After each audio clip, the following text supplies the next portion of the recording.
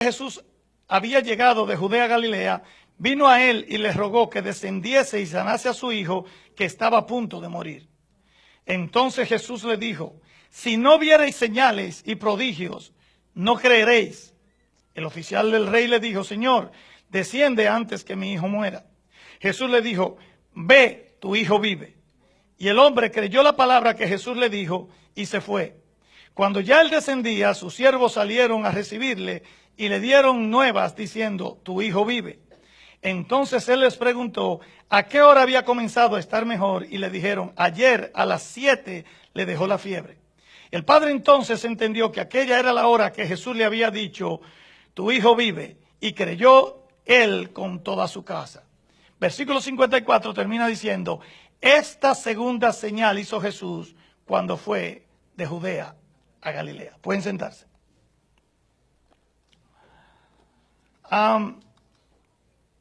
Dile al que está a tu lado: no te des por vencido. Repítele: no te rindas. En este pasaje Jesús regresa de Samaria a Galilea. Recuérdate que Jesús nació en Belén de Judea, pero se crió en Nazaret de Galilea. Y en Caná de Galilea, él había convertido el agua en vino, que fue su primer milagro. Pero que el libro de Juan, como yo te he explicado en otras ocasiones, a los milagros no le llama milagros, sino que le llama señales. Porque cuando tú vas a Juan capítulo 2, que es donde está relatado la boda, donde él hace la conversión del agua en vino, en el versículo 11 dice: y esta primera señal hizo Jesús en Caná de Galilea. Ahora, cuando vas a Juan en el capítulo 4, que es el texto que nosotros leímos, en el versículo 54, que es el último del texto que leímos, dice: esta segunda señal hizo Jesús cuando fue de Judea a Galilea. Entonces Juan hace una separación entre lo que es milagro y lo que es una señal. Un milagro apunta al poder y a quien lo recibe. Impresiona a la gente el milagro. Y lo que apunta y señala es al milagro que se recibe, a la persona que lo recibe, y habla del poder de alguien. La señal apunta, identifica, marca algo que está por encima del poder y por encima del que recibe, sino de quien hace el milagro. En otras palabras, la señal apunta hacia una realidad divina mayor que el mismo milagro. Porque el deseo de Dios siempre es llevar a la gente, y te vas a dar cuenta en toda la historia de la Biblia y en nuestra relación personal con Él, que Dios no simplemente se ocupa del presente. Él quiere lograr algo más que tenga que ver con la eternidad.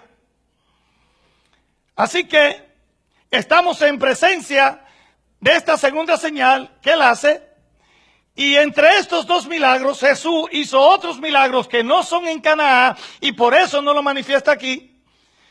Y ahora, cuando él regresa a Caná de Galilea, donde él se había criado, se encuentra, dice el pasaje, con un noble, un diplomático del rey. En ese tiempo quien estaba reinando era el rey Antipas, Herodes Antipas, ¿verdad? El tetrarca, que gobernó Israel desde el siglo, desde el año 4 antes de Jesucristo hasta el 39 después de él.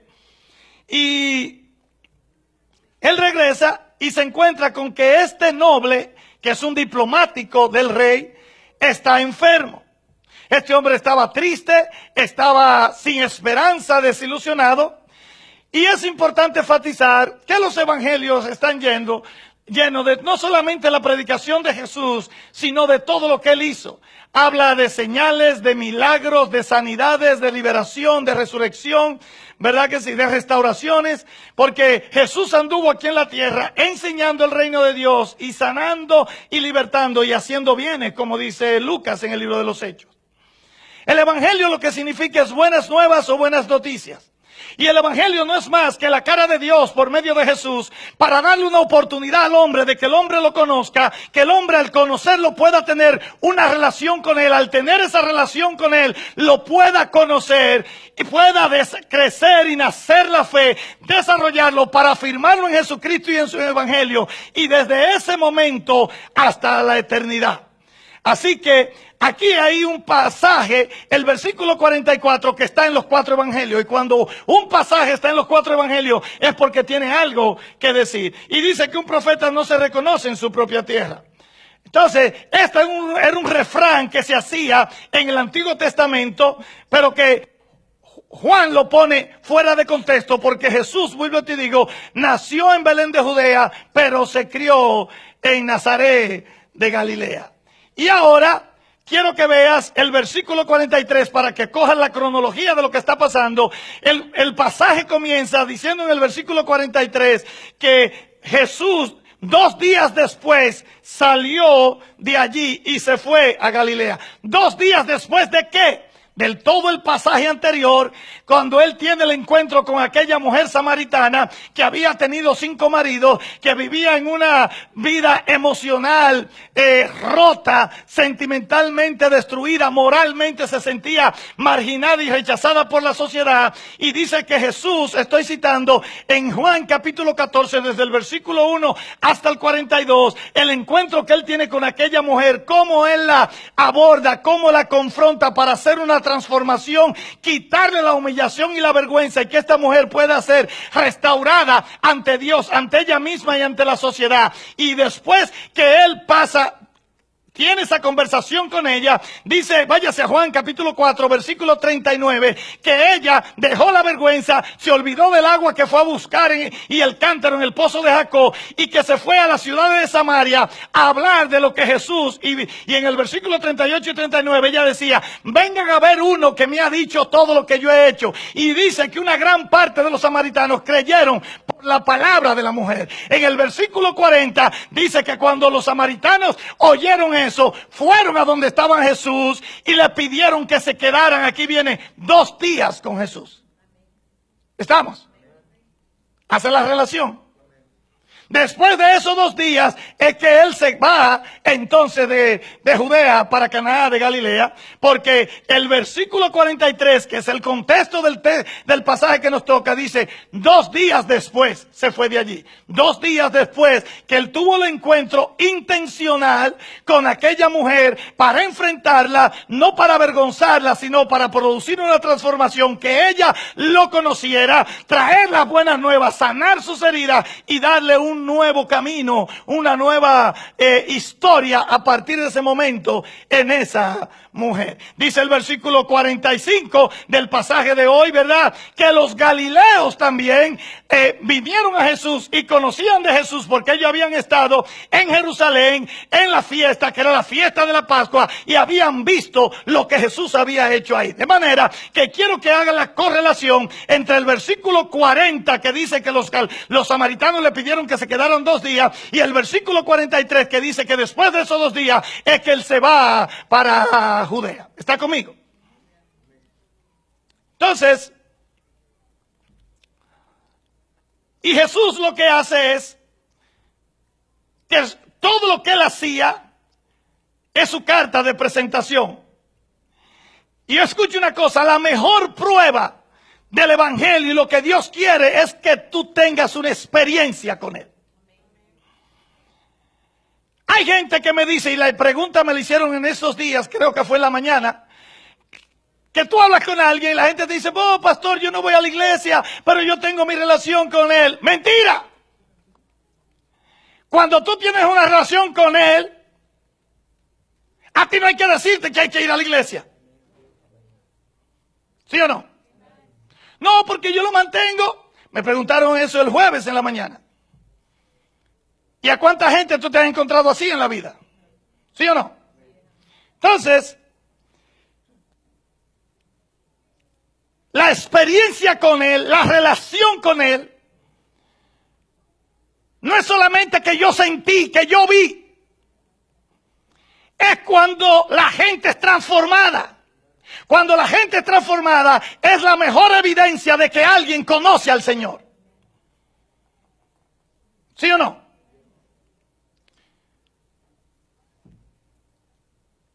Y Él le quiere, Dios vino en la persona de Jesús para mostrar la cara de Dios, para que le conozcamos y lo podamos ver y tener esa experiencia personal, que eso va a transformar nuestra vida. Pastor, ¿y cuál es la mejor manera de tener una experiencia con Dios? Eso no es porque fulano te ponga la mano ni que yo te ponga la mano, aunque te pongo la mano y oro por ti. Eso no es porque aprendas teología, porque puedes aprender la letra y no conocer al Señor. La Biblia nos da todo lo que necesitamos saber. Y para tratar de resumirlo, quiero que vayas a Segunda de Reyes, capítulo 4. En el versículo 8, la enseñanza está en el 10. El contexto histórico es que ya Elías el profeta se había ido, ahora es Eliseo el profeta de turno. Y el título dice de Eliseo y la Sunamita, porque la región era Sunén. Entonces el gentilicio era la Sunamita, y Eliseo, él siempre pasaba por aquella región, siempre pasaba por casa de esta mujer, y esta mujer conocía a Dios, tenía conciencia de Dios y sabía que este era un hombre de Dios. Y en el versículo 9 dice que ella lo invitaba a comer cada vez que pasaba por allá. Pero en el versículo 10 ella le dice, después de reconocer que era un hombre, un varón de Dios, que le dice a su esposo, le dice, ¿por qué no construimos un aposento de paredes? Y construyeron para que él se quede a dormir aquí, ya que sabemos que es un varón de Dios y que él viene por aquí siempre. Ya no ha dado evidencia de que es así. ¿Qué tal si le hacemos un aposento de paredes? Al decir un aposento de paredes, está tratando de aislar ese lugar, pero no porque él sea un desconocido. Ellos lo conocen, tienen conciencia que es un hombre de Dios, sino que es un lugar especial. Y date cuenta que en el versículo 10 dice 5 cosas. Una, el aposento que lo iban a construir, algo especial. Y 4, de qué ellos pusieron en ese aposento. Pusieron una cama, una mesa, una silla y un candelabro. Eso tiene un significado espiritual. El aposento me habla de reservarle un lugar a Dios en mi casa.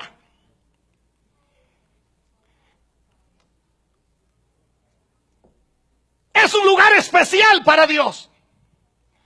Jesús dijo cuando enseñó sobre la oración en Mateo 6:6, y cuando vayas a orar, entra en tu aposento, cierra tras ti las puertas y ora a tu Padre en lo secreto. Y cuando tu Padre ve lo que tú hablas con Él en secreto, entonces te recompensará en público.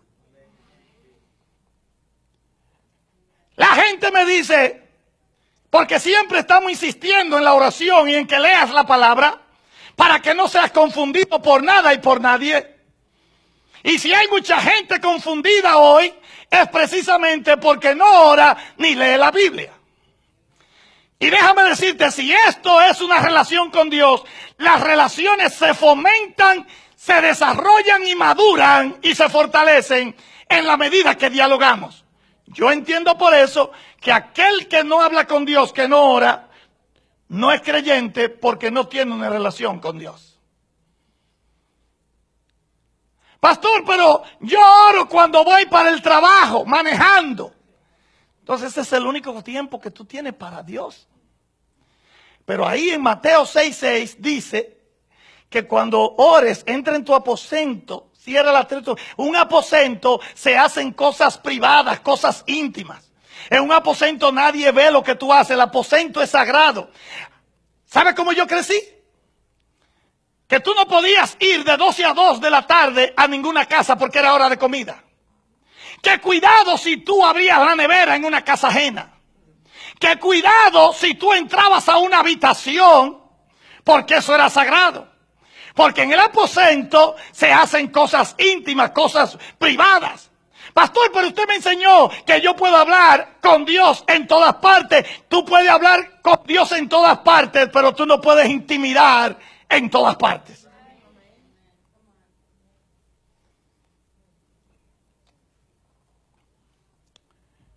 En el libro de los Hechos, capítulo 2, dice que cuando el Pentecostés vino, estaban en el aposento alto. Ahí se me le agrega una palabra.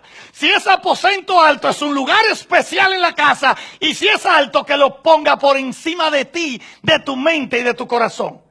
Que debe ser lo primero, que debe ser algo especial, que ese espacio debe ser separado exclusivamente para Él, para que tú hagas una disciplina de reunirte con Dios ahí. En ese lugar, puedes orar donde quiera, puedes hablar con Él donde quiera, pero si quieres tener intimidad con Él, saca un tiempo, saca un lugar, así como en tu casa, así como en tu vida. Y ella dijo que lo que iba a poner primero, una mesa, no, una cama. La cama es para que después que pase el día, yo medite en Dios, en lo que le estoy pidiendo, en lo que me está pasando, en las circunstancias que me aquejan, yo pueda meditar a través de lo que estoy viendo que está sucediendo en mi vida y en lo que yo le estoy pidiendo y buscando a Dios. El salmista dice en el Salmo 63, versículo 6, cuando yo pensaba en ti, en mi lecho, eso es en la cama, y cuando meditaba en ti en las vigilias de la noche. Cuando me acuerdo de ti en mi lecho y cuando medite en ti, el hombre entonces, después que hacía sus quehaceres, sus deberes espirituales, oraba, leía la palabra, se iba a trabajar por la noche, entonces se acostaba pensando en las cosas que estaban pasando a su alrededor. Porque si es una relación con Dios, yo tengo que estar pendiente de todo lo que Dios me está diciendo y me está hablando para ver por dónde me está guiando. ¿Sí o no?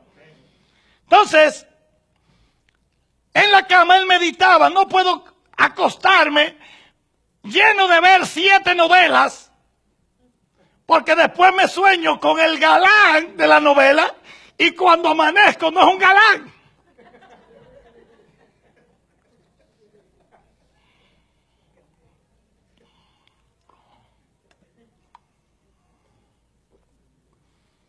Hello. Una cama y una mesa. La mesa es para sentarme a escribir. ¿A escribir qué, pastor? Bueno, que después que tú reflexionas y tú oras, es bueno porque Dios te da pauta, Dios te da versículos, Dios te da palabra, y tú debieras ir registrando lo que Dios te va hablando de acuerdo a tu situación del momento. Si tú cogieras mi Biblia, cada Biblia mía termina rota, no porque yo la tire, sino porque la uso, pero está marcada por donde quiera, con fecha, lugares que estoy, horas, 2 de la mañana, 2:30, subrayo versículos. ¿Por qué? Porque yo acuerdo cuando ese tiempo pasa y vienen circunstancias adversas, yo recuerdo atrás las cosas que Dios ha hecho en mi vida y por mí, y en el momento, en el presente también, voy anotando, porque en la medida que yo pido, que yo veo, yo anoto lo que Dios me va diciendo para que a mí no se me olvide y yo pueda saber cuál es la próxima palabra que se une a la que me ha dicho para continuar hacia adelante. Un aposento, una cama, una mesa para escribir, una silla para sentarme. La Biblia dice en Efesios capítulo 2, versículo 6, que nosotros estamos sentados juntamente con Cristo en lugares celestiales. Eso me habla de que yo debo acordarme siempre de mi posición en Cristo, de quién yo soy, y me habla de identidad, me habla de propósito, el cual no voy a entrar porque desglosamos eso en los 3 domingos pasados. Un aposento, un lugar especial en mi casa, una cama para yo reflexionar en él,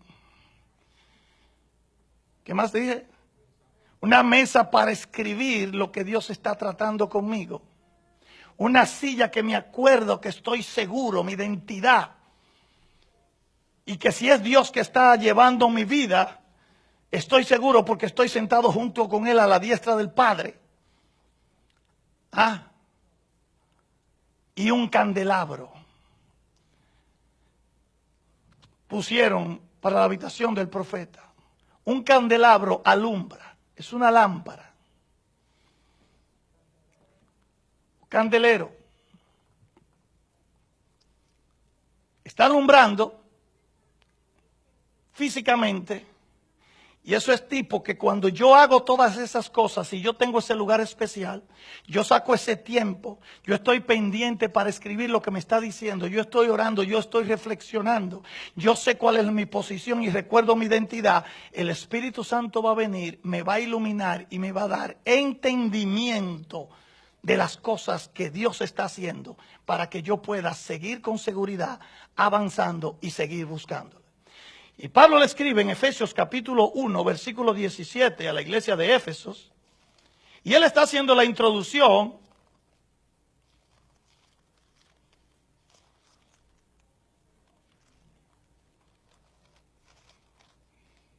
Y en el capítulo 1, versículo 17, Pablo le dice a ellos,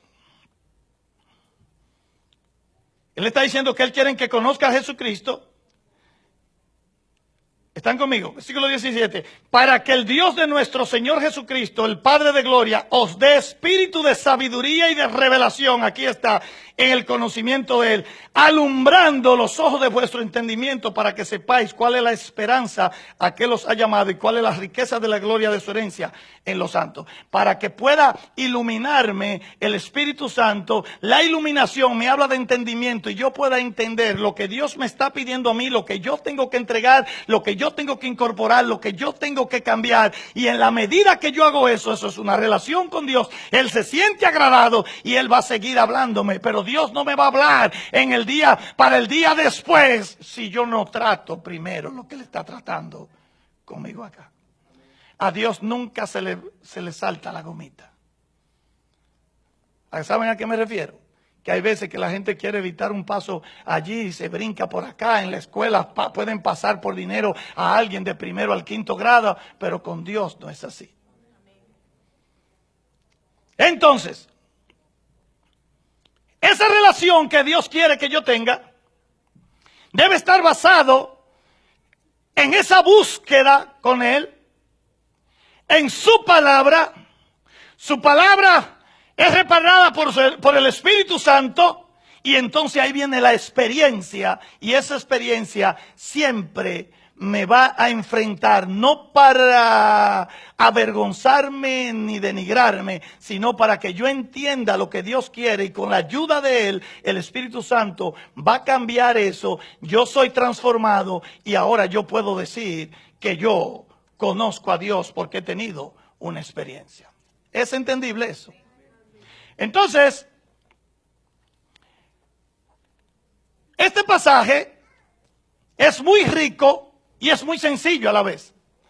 Y mucha gente lo confunde con el pasaje donde Jesús sana al hijo, a un criado de un centurión. ¿Te acuerdas de esa historia? Que está en Mateo capítulo 8, versículo 1 hasta el 13, versículo 5 al 13.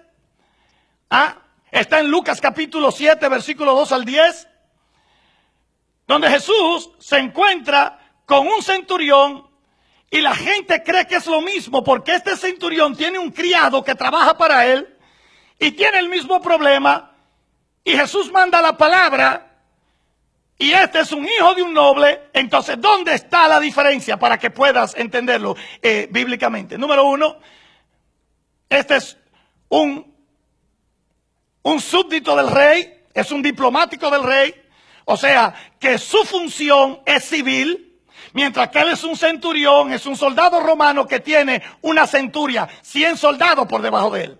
El centurión era romano, este era judío. La categoría social y económica del noble, del rey, era mucho más alta que el centurión. Aquel era eminentemente militar y este era civil y oficial del rey. De manera que no es la misma historia, aunque tienen ciertos parecidos. Y nosotros podemos saber entonces 3, 4 punticos y nos vamos para la casa. Yo te dije que viene light y sencillo. Entonces, número 1, ¿qué podemos ver aquí?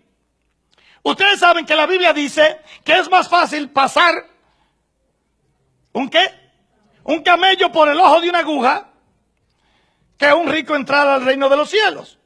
Bueno, eso se puede atribuir a muchas áreas porque es tan difícil que una persona con título que se crea intelectual o que la sociedad intelectualmente lo marque como alguien importante pueda aceptar al Señor. Porque a la gente el evangelio es como para gente pobrecita, para gente como que no piensa. ¿Sí o no? Y aquí yo veo entonces un oficial del gobierno que viene donde un carpintero a pedirle ayuda. Para este hombre hacer eso, tuvo que dejar de lado su posición, su orgullo, su comodidad. No le importó lo que pensara la gente para obtener algo de Jesús. Y aquí está la primera enseñanza. Si yo quiero obtener algo de Jesús, yo voy a tener que dejar orgullo, voy a tener que dejar posición, voy a tener que dejar lo que piense la gente para poder acercarnos a Él. Tú te das cuenta que Jesús le da oportunidades a todo el mundo y el trato, por ejemplo, Nicodemo en el Juan capítulo 3, vino a Jesús de noche. ¿Por qué vino de noche? Porque era un principal de los judíos, él enseñaba la ley, los fariseos a los que él pertenecía eran los que estaban persiguiendo a Jesús y él no quería comprometer su posición y vino de noche para que no lo vieran y no poner en riesgo su posición. Pero te das cuenta que tiene un encuentro con Jesús.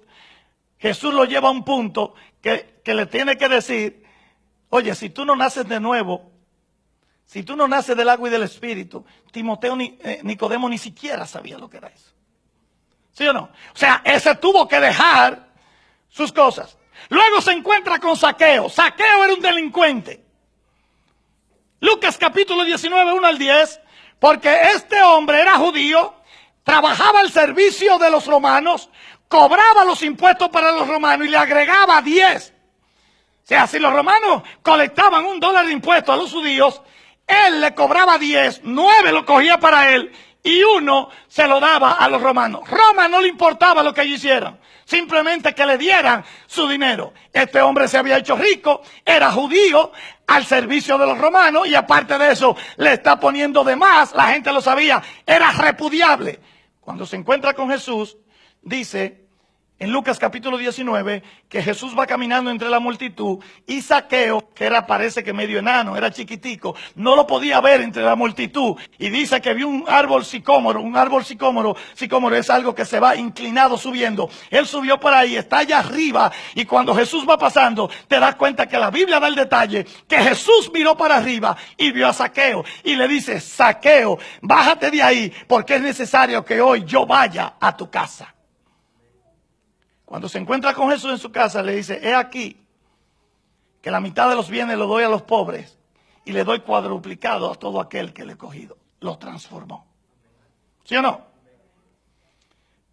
Así que, Naamán, la historia de Naamán está en 2 Reyes capítulo 5, versículo 1 al 14.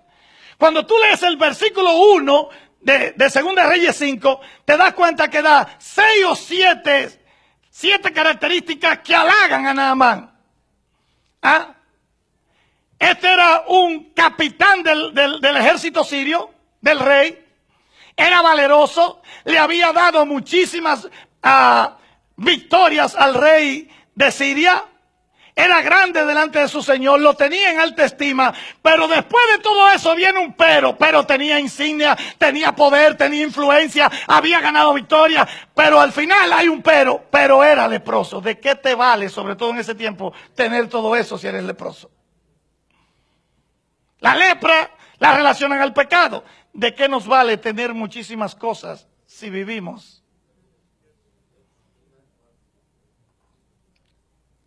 ¿Sí o no? no sabía qué hacer con su lepra, no había tratamiento. Sin embargo, tiene una muchacha trabajando en su casa que era judía, para que tú veas lo importante que es relacionarte con personas espirituales. Y esa muchacha le dice, ¿y por qué mi señor no va donde el profeta? Dice, ¿cuál es el profeta? El profeta Eliseo. ¿Dónde está? Está en tal sitio. Vaya al versículo 9 de 2 de Reyes capítulo 5. Dice que llegó Naamán con su séquito, un carruaje, y llegó muchísimas maletas. Con sus caballos y con su carro, y se paró a las puertas de la casa de Eliseo. Y trajo muchísimas cosas. Él creía que Eliseo iba a salir a recibirle, a rendirle pleitesía. Él está allá. Giesi, el criado de Eliseo, le dice, ahí hay alguien que te está buscando. ¿Quién es? Naamán, el rey, el capitán sirio. Y él le dice, dile que vaya y se zambulle en el Jordán 7 veces para humillar. No es para humillarlo, Dios no hace nada para humillarlo, pero quiere confrontar su orgullo de forma sutil. Inmediatamente en el versículo 11 y 12, Naamán, que se cree la cosa, viene de Siria, un pueblo más grande. Allá hay dos ríos que hasta el día de hoy están ahí, que se llama el Abanar y el Farfar. Él dice, ay, yo creía que este hombre iba a salir, iba a hacer una cosa grandísima, la bomba de hidrógeno y todo eso, y me le iban a tirar en la cabeza, y una pócima de que se o qué para que me sanara, algo tan sencillo. Y él le dice, que vaya allá y que te vale. La criada, el criado es tan sabio que él no quiere hacer eso. Y le dice, pero si mi señor le hubiera pedido algo grande, como tírate de un 5.º piso, tú no lo hubieras hecho. Entonces, hazlo. Dios nunca nos pide cosas grandiosas, nos pide cosas sencillas que tienen que ver con entregar de nosotros. Lo que pasa que irse a zambullirse en el Jordán, por ahí el Jordán era sumamente bajito. Y para él zambullirse, él iba a tener que quitarse su chaqueta con todas sus insignias y le iba a sacar todas esas cosas. Cuando Dios viene a nuestra vida, quiere que nosotros nos quitemos la chaqueta y que la lepra que hay en nosotros, para Él ser expuesta a Él y su poder y su presencia, cuando Él me la deja ver y yo reflexiono, entonces Dios actúa. Es que no veo a Martín sin él.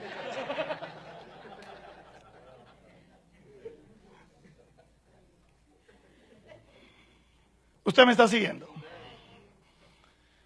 Él fue y se zambulló una vez, 2 veces, 7 veces. Pero el hombre, ¿tú no querías ser sano? Pues fue sano. ¿Sí o no? Entonces, número 1, este hombre dejó su posición, no le importó nada ni nadie para venir a Jesús. Número 2, este hombre, siendo un influyente funcionario del gobierno del rey, no se dio por vencido. Dile al que está a tu lado, así se llama la prédica, no te des por vencido. Estuvo dispuesto a no tirar la toalla. Porque cuando él viene donde Jesús, Jesús lo recibe como muchas veces le hace a mucha gente y a nosotros también. Que lo recibe de una forma que aparentemente es insensible o parece áspera. Pero no es eso, es que Jesús, nosotros siempre venimos a Jesús por algo temporal, por algo del presente, y Dios es intencional. Dile a que está a tu lado, Dios es intencional. Dios permite orquestas cosas en nuestra vida para Él hacer el paso que viene. Y cuando este hombre viene donde Jesús, en el versículo 48, Jesús le dice, si no viereis señales, no creeréis. ¡Wow! Eso parece a primera vista algo insensible, algo áspero. ¿Sí o no? Si no viereis señales, no creeréis en mí. El hombre vuelve y le pide a Jesús. Y te das cuenta que Jesús responde así muchas veces Porque Él siempre tiene la intención de lograr algo más allá del milagro. Nosotros vemos el momento, el dinero, lo físico, las emociones. Él ve lo espiritual, Él ve el mañana, Él ve lo demás. Él ve el tiempo que viene, Él siempre quiere más. Y te das cuenta que en toda la historia bíblica, Él obra de esa manera. Te recuerdo a María, su madre, en el primer milagro. Jesús, porque la Biblia dice que no era su tiempo, no era su hora de darse a demostrar. Y ella le dice, se le acabó el vino. Y él a su madre dice, ¿qué tienes que ver conmigo, mujer? Pero sin embargo, después que pasa el momento, da la enseñanza y él entonces convierte el agua en vino, ¿sí o no? La samaritana, Jesús la encuentra, Juan 4, y comienza a hablar con ella. Ella no lo quiere aceptar. Jesús busca la forma diplomática. Dame agua de beber. Ella le dice, como siendo tú judío y yo samaritana, tú me pides agua de beber a mí cuando tú sabes que los judíos y las samaritanas no se hablan entre sí. Le dice él, si tú supieras quién te está pidiendo agua, tú le pedirías a él, y si toma del agua que yo tengo, tú no tendrás sed jamás. Ella le dice, pues dame de esa agua. Y él le dice, tengo tanta agua, ve y busca a tu marido. No tengo marido. Ahí era que la quería llevar. Porque ese era su problema. Esa era su vergüenza. Esa era su situación que tenía que arreglar. Entonces cuando le dice su marido, ella dice, no tengo marido. ¿Verdad? Porque ella parece que vivía como Puerto Rico en un estado libre asociado. ¿Ah?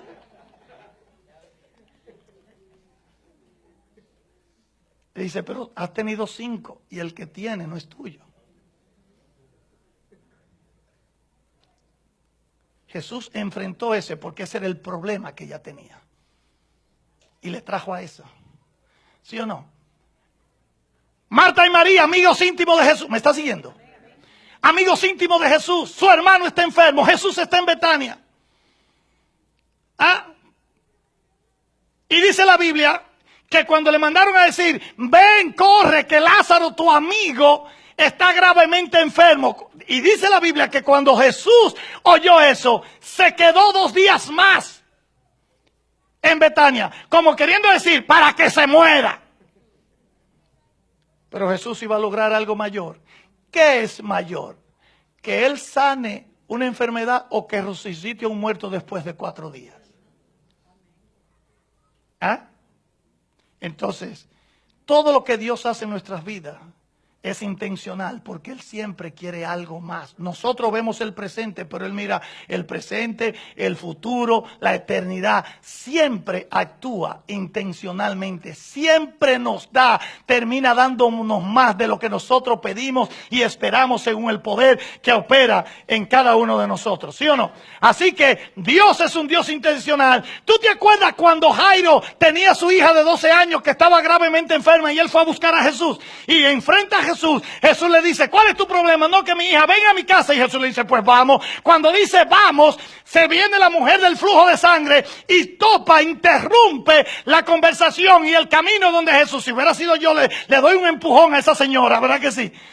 Pero él se queda tranquilo y Jesús le pone atención a la mujer, tiene la conversación con ella, se sana la mujer, y entonces es que él continúa. ¿Por qué? Porque tenía que hacer un trabajo en la paciencia y en la fe de Jairo, igual que esta mujer había mostrado fe porque se la había jugado para llegar hasta ahí. Yo no sé si usted me está entendiendo. Quiero que abra la Biblia en Mateo capítulo 15, versículo 22, cuando Jesús tiene el encuentro con la mujer sirofenicia que tiene una hija que es gravemente atormentada por un demonio. Yo quiero que tú veas, Mateo capítulo 15, y aquí una mujer cananea que había salido a aquella región clamaba diciéndole, Señor, hijo de David, ten misericordia de mí. Mi hija es gravemente atormentada por un demonio. Atiende la respuesta de Jesús. Pero Jesús no le respondió nada. La ignoró aparentemente. Ella sigue ahí. Entonces los discípulos ven notando la falta de respuesta o la insensibilidad de Jesús. Primero no le respondió. Al no responderle, ella se queda ahí. Y los discípulos vienen y hablan por eso y le dicen, Señor, tú quieres que la quitemos de ahí porque nos fastidia. Despídela porque da voces, porque ella continuaba. Van 2. ¿Ustedes acá? 3. Él respondiendo, ella siguió, no soy enviado sino a las ovejas perdidas de Israel. Tú no perteneces al pueblo de Israel. Yo no he venido para ti. Ella le responde. Se postra y le dice, Señor, socórreme. 4, próximo versículo. Oye cómo le responde Jesús a esa mujer. Y le dice, no está bien tomar el pan de los hijos y echarlo a los perrillos. Aparentemente le está discriminando. Primero, no le escucha, no le responde. ¿Usted está conmigo? Número 2, los discípulos quieren que la despachemos, que la quitemos porque me molesta que esté detrás de nosotros. 3, yo no he sido enviado sino a mi pueblo y usted es sirofenicio, usted es la hija del diablo. 4, ella insiste y le dice que el pan es para los hijos de la casa, queriendo decir el pan de Dios, que soy yo, Jesús, es para los hijos de Israel, a ti no te toca. Jesús quería llevarla a enfrentarla a su realidad. Pero tú te das cuenta. Los 10 leprosos. Los 10 leprosos, hijo de David, de lejos, ¿te acuerdas? Ten misericordia de nosotros. Y él le dice, ¿verdad que sí? Y mientras iban, fueron sanados. Y comenzaron a decir, Jesús, fui sanado, Jesús, fui sanado. Ellos creían que Jesús iba a venir a abrazarlo y le dice, ve al sumo sacerdote. Porque era lo que parece algo, ¿verdad?, insensible de Jesús.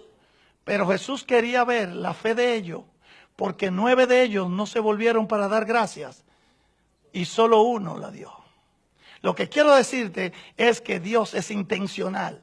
En cada cosa de tu vida que es Dios quien la provoca, es porque Dios tiene algo. Y si no te responde en alguna cosa en el momento, es porque Dios está haciendo algo por nosotros. Es porque en este momento no es la madurez para poder soportar y entender toda esta cosa. Pero te das cuenta, yo puedo seguir citando ejemplos, pero te das cuenta que a todos ellos le hizo el milagro, a todos ellos realmente resolvió el problema, pero a todos ellos también los transformó.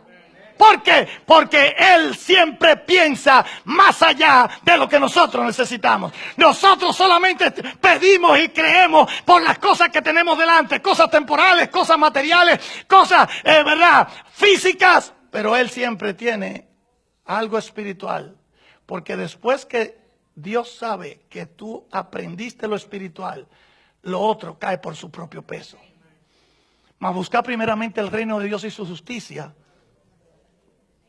todas las demás cosas serán añadidas, ¿sí o no? Entonces, imagínate que todas esas personas que yo mencioné y ahora el centurión hubieran reaccionado con orgullo. Ah, mira cómo me habló. Ah, mira cómo ni me contestó. Ah,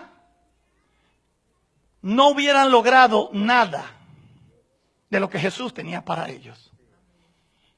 Si ellos hubieran reaccionado a la primera o la segunda manera, aparentemente, usted me está entendiendo, a la manera insensible aparentemente de Jesús, ellos hubieran perdido la bendición. Por ejemplo, yo me pongo a pensar, cuando Jesús le dijo en Hechos capítulo 1, versículos 5, 6 a los apóstoles, que no se vayan de Jerusalén, que esperen la promesa del Padre. Eran 120, pero Jesús no le dijo el tiempo que tenían que esperar. Dios sabía, y Él también, cuál era el momento que iba a venir el Espíritu Santo. Pasaron 10 días que ellos estuvieron ahí orando, pero Jesús no le dijo a ellos, son 10 días. Imagínate que al tercer día Pedro hubiera dicho, no, yo me voy de aquí, aquí no va a pasar nada. Tomás o Felipe, si hubiera salido antes de tiempo, no estuvieran en la Biblia, no hubiera pasado lo que hubiera pasado, ¿verdad? Tú no conoces al Señor, sus planes, por eso espera en Él, que Él sabe lo que está haciendo en tu vida.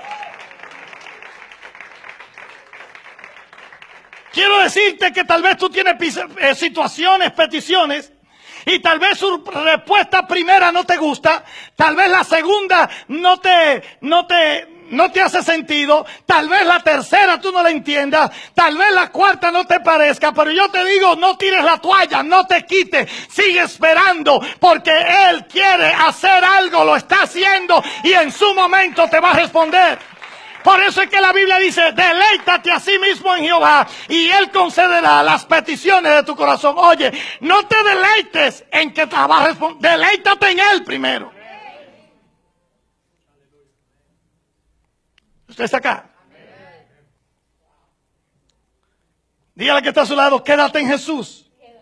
No te quites, no te vayas. ¿Sabe por qué? Porque lo único con que tú puedes, eso es una jungla ahí afuera.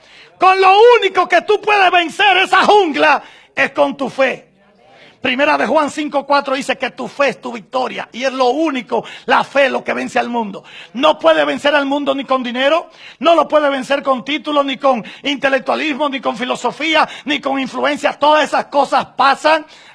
La fe es para siempre. La fe mueve la mano que mueve al mundo. La fe mueve la mano que creó el universo. La fe te hace ver donde no hay. La fe te hace oír donde no oye. La fe te ayuda a continuar aun cuando tú no ves y no entiendes nada, porque la fe es lo único que vence al mundo. De manera que si tú estás pidiendo algo y tú no te gusta su respuesta, no la entiendes, ay, no siento nada, quédate, porque Él está haciendo algo.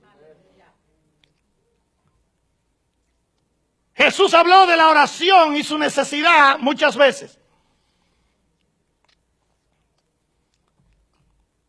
Y en Lucas 18, versículo 1 en adelante, Él da una parábola de la necesidad de orar siempre y no desmayar. Y pone en el contexto a un juez que ni temía a Dios ni a los hombres. Él no tenía que ver con nadie. Y esta viuda no tenía quien la defendiera. No tenía para pagar un abogado defensor, para poner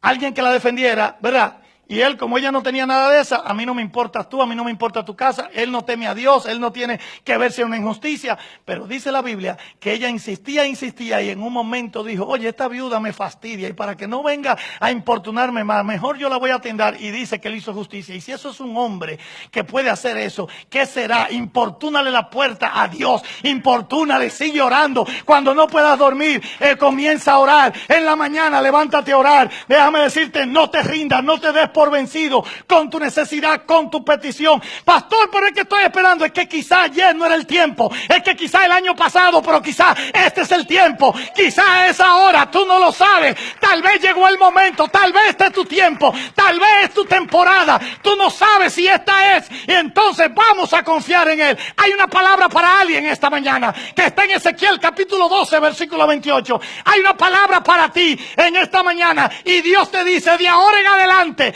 en tu situación, yo no sé para quién es, yo no sé quién la estaba buscando. Dice así, Ezequiel capítulo 12, versículo 28. No se tardará más ninguna de mis palabras, sino que la palabra que yo hable se cumplirá, dice el Señor. Agarra eso si eso es para ti. Así que este hombre vino donde Jesús. Número 2, insistió, no se dio por vencido. Número 3, nosotros podemos ver su fe se desarrolla. La fe nace, crece y se desarrolla. Entre la prueba y la espera, Dios está haciendo algo. Está creando paciencia, dándote dominio propio, desarrollar tu fe para producir un carácter.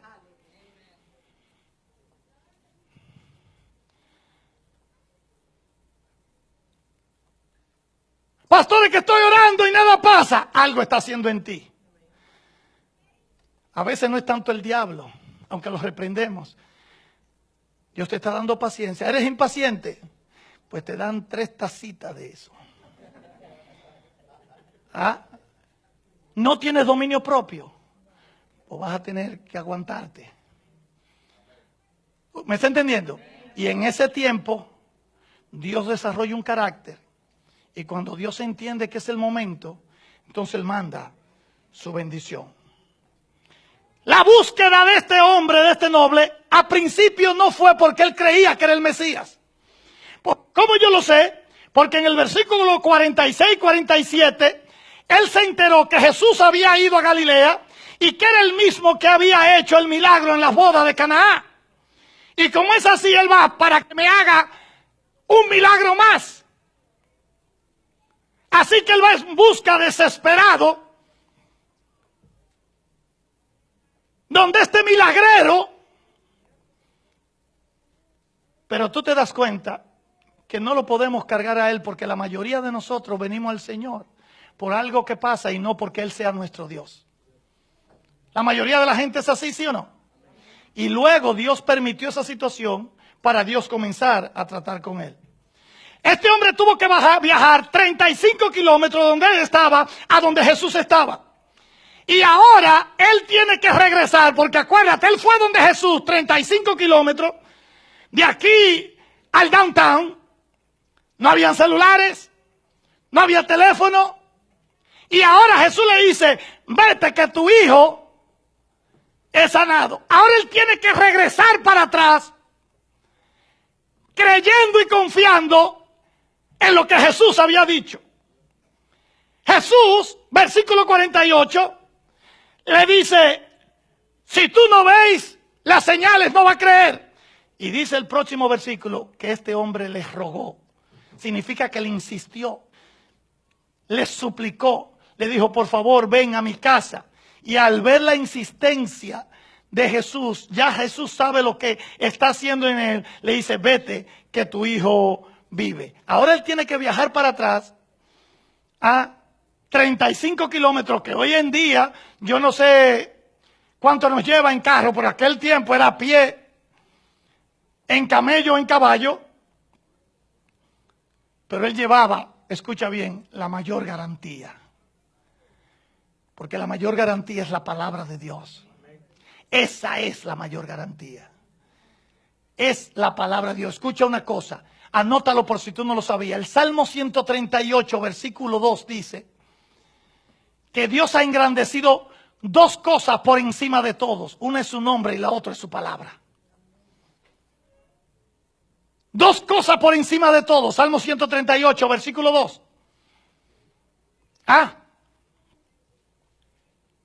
Me postraré hacia asustar tu templo y alabaré tu nombre por tu misericordia y tu fidelidad, porque has engrandecido tu nombre y tu palabra por encima de todas las cosas. Él va entonces con la mayor seguridad, que es la palabra de Dios, para atrás. Por eso es importante que nosotros sepamos que lo que Jesús dice no solo es verdad, sino que se va a llevar a cabo. Que si Jesús lo dijo, se va a cumplir. En contra de todos los pronósticos. Pero aquí quiero traer dos enseñanzas. Número uno, anótala. El que busca, cree y sacrifica, siempre encuentra. Este hombre buscó, creyó y se sacrificó para ir allá, y su hijo fue sano. La Biblia tiene muchas historias así. Pero yo te voy a recordar una, de un hombre que vino de más lejos. Habla la Biblia en el libro de los Hechos, capítulo 8. Desde el versículo 26 hasta el 40 está el encuentro que tuvo Felipe, el eunuco y el Espíritu Santo. Pero para que ustedes vean que cuando yo obedezco a Dios, la cosa es pareja, porque Dios trabaja parejo. Dígale que está a su lado, Dios trabaja parejo. ¿Cuál es el contexto? Están en Samaria. Están evangelizando y están sucediendo señales, milagros, prodigios. Y el Espíritu Santo le dice a Felipe, apártate por el camino al sur que desciende a Gaza. Oye, dejar un avivamiento en un sitio para irse por el desierto donde no hay nadie.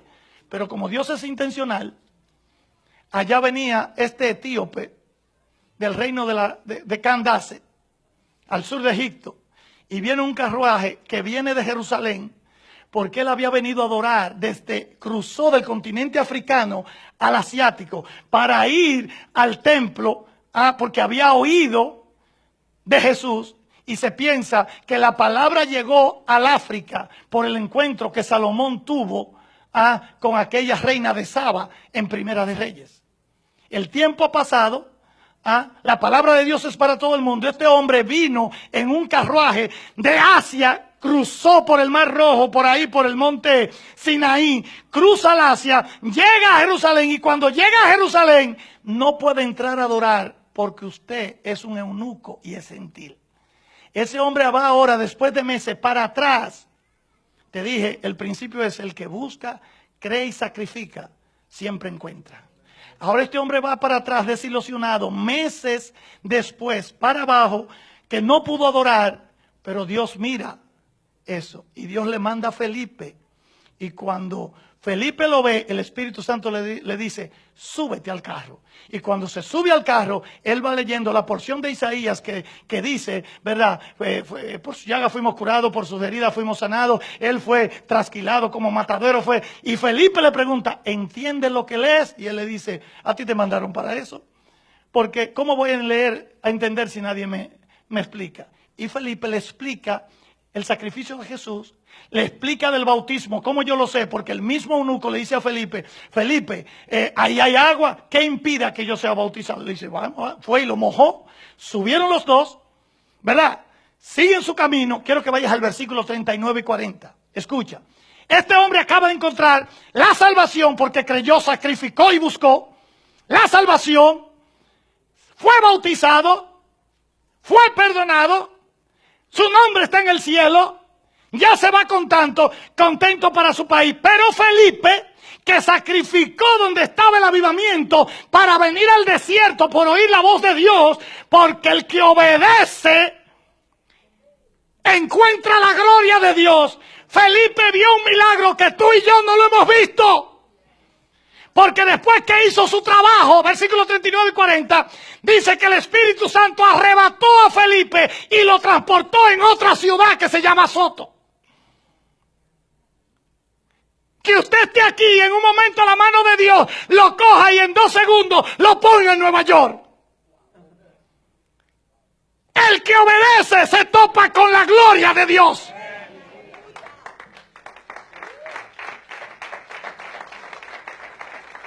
¿Usted me está entendiendo? Ahí hay revelación. Primero, el que sacrifica, el que cree y busca, encuentra. Pedid y se os dará, buscad y hallaréis, tocad y se abrirá. Pero el que obedece se va a encontrar con el poder y la gloria de Dios.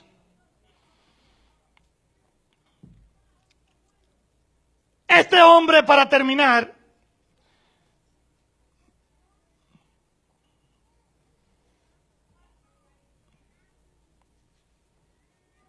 voy a cortarlo. ¿Qué tenemos hasta ahora? Este hombre dejó su posición y no le importó nada. No le salió el orgullo cuando Jesús no lo atiende, sino que persevera. Este hombre desarrolla su fe, su confianza. Hay una diferencia entre fe y creer, anótala. Tenía un punto más, pero por cuestión de tiempo lo voy a volar. Hay una diferencia entre creer y fe. Creer, ¿ustedes están conmigo?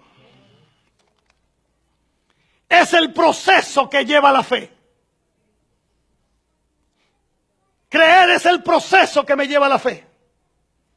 Y la fe es la consecuencia de haber creído. Las dos cosas me traen esperanza. Y todos nosotros pasamos por situaciones, por problemas. Y si tú estás en eso y le estás pidiendo a Dios, no te detengas. No te des por vencido. Quizás la primera respuesta de Jesús en tu situación no te gustó, la segunda no la entendiste, la tercera no te hizo sentido, la cuarta no lo sentiste.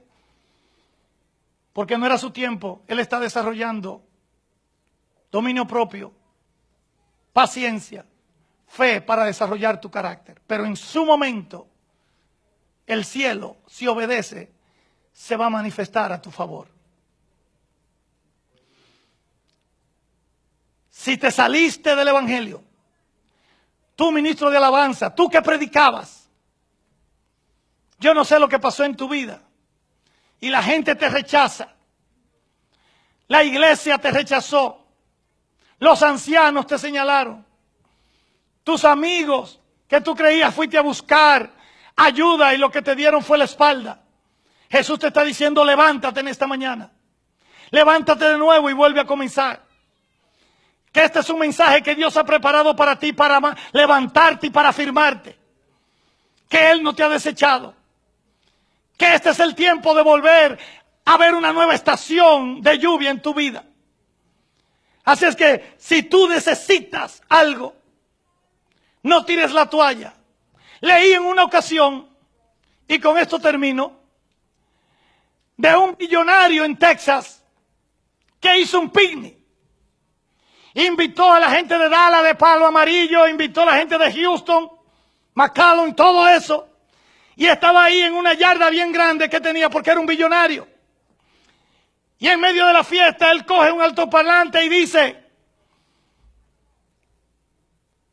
voy a hacer una prueba, porque él tenía una hija muy bella. Y al que pase esa prueba, le doy a mi hija en casamiento y le voy a dar la mitad de mis bienes. Todo el mundo se reúne, van para una piscina que él tiene llena de caimanes, de cocodrilo y de serpientes.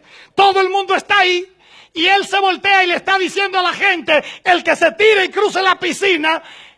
Y mientras está hablando y la gente se está comentando, se oye alguien que cayó en la piscina y comienza uno a nadar los cocodrilos, las serpientes, los caimanes y los tiburones y todo, hasta que el hombre llega y cruza y sale. Él lo trae al podio que puso. ¡Wow! Este hombre es valiente. Este es el hombre que va a tener mi hija y la mitad de mis bienes. ¿Qué usted tiene que decir? Y él dice, yo solo tengo una pregunta. ¿De cuál es? Dice, yo quiero saber quién fue que me empujó.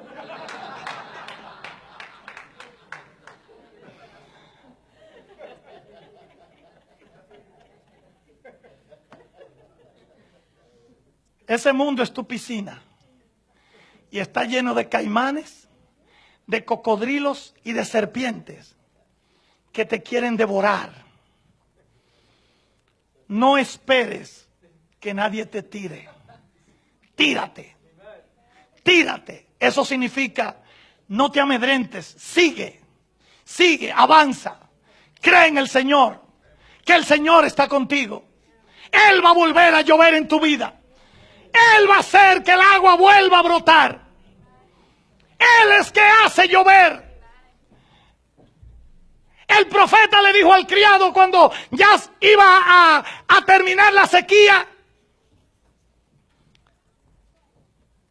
3 años que no llovía por boca del hombre de Dios. Pero llegó el tiempo en que iba a volver la lluvia. Y él le dice al criado, quiero que vaya y mires hacia el mar, porque oigo lluvia. Y él fue para el mar. Y dice que vio y no vio nada.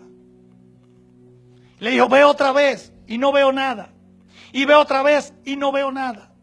A la 7ª vez él dijo, veo la palma de la mano de un hombre en una nube. Y dice que vino la lluvia y los vientos.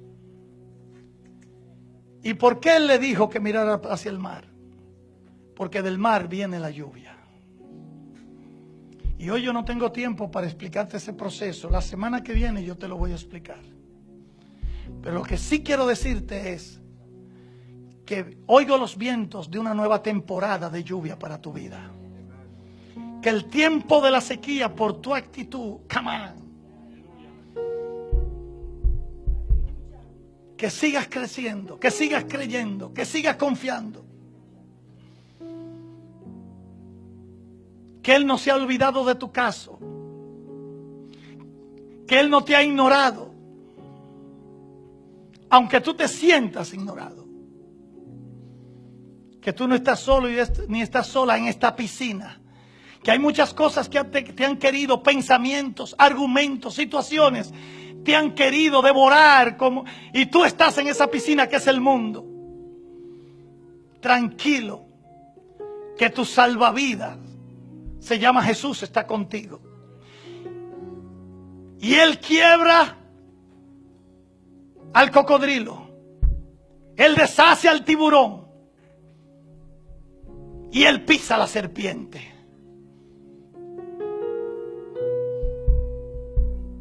Que tú serás librado de la situación. Que oigo vientos y lluvia. Que el cielo se está nublando espiritualmente para ti. Y si eso es contigo, ven aquí que voy a orar por ti en esta mañana. Y si tú estás escuchando este mensaje, lo único que tienes que hacer es, repite conmigo estas palabras. Padre Celestial, en esta hora yo te abro mi corazón, mi mente y todo mi ser. Y te lo entrego. Confieso que soy pecador. Me arrepiento de mis pecados en el nombre de Jesús. Y quiero venir a ti y conocerte. Tal vez tú conocías esto. Dile, Señor, perdóname. Me aparté de ti, te dejé, me equivoqué. Lo acepto. No voy a señalar a nadie. No culpo a nadie. Y vengo en humillación, en rendición ante ti, para que me recibas de nuevo. Perdóname, porque quiero caminar contigo desde hoy para siempre. Y si tú tienes alguna situación y te estabas por dar por vencido, o si te sientes que la aridez de la prueba por mucho tiempo, la lluvia está acá. Las gotas comenzaron a caer.